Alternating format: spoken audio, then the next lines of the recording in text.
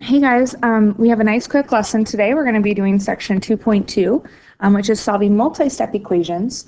So we're going to solve equations that require combining like terms first. Now I'm going to go pretty quickly through this video, but I will post it on Classroom if you want to watch it again later tonight for some more help.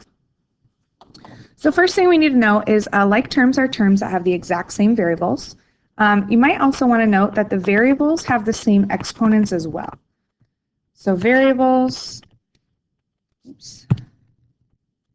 have same exponent. So for example, if I wanted to combine like terms down here on the bottom, I'm going to put different symbols around different terms. So all of my x terms are going to get a box. So I'm going to put a box around this term. It's got a regular x. Not this one, because that x also has a y. But I'm going to put a term around this one and this one. Okay, next one on my list, I see a 9x squared. So I'm going to put squigglies under all of the regular x squareds. So I'm going to pause the video now and go ahead and work with a partner and identify all of your like terms. Okay, so here's what I had for my like terms. You can pause the video here and check what you have with what I have here on the board. Make sure that we have the same like terms all combined. All right, when you're done with that, let's go ahead and do our examples. So first thing is we have a note. We want to make sure that we're going to combine like terms first before we solve our problems. So for example, if I look on the left side of my equal sign here, I have two terms with an x. So since they both have a regular x, that means they're like terms and I can combine them. So I get an 8x when I combine those together, and I still have it equal to 64. And then it's just like those other problems we were doing. We're going to divide by 8 on both sides.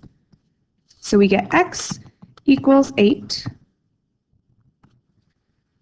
And let's do the same for the other one.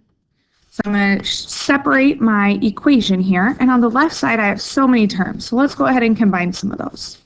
So I'm going to combine my 3x and my negative 7x because they both have x's. So 3 plus negative 7 is going to be a negative 4x. And then next, I'm going to combine my negative 8 and my negative 7. Now notice I'm not doing the opposite. I'm adding these together because they're on the same side of the equal sign. So I'm adding negative 8 plus negative 7, which is negative 15. And it's still equal to our negative 43. And now we can solve them just like yesterday. So we add 15 to both sides. So we get negative 4x is equal to negative 28. And then we divide by negative 4. And we end up with an answer of x equals positive 7. Awesome. So those are all of your notes. I know it was pretty quick, but like I said, it's on Google Classroom as well. Your homework tonight is to do a quiz that is on Google Classroom and your worksheet. Yes, perfect. We'll check that tomorrow. Have a great day.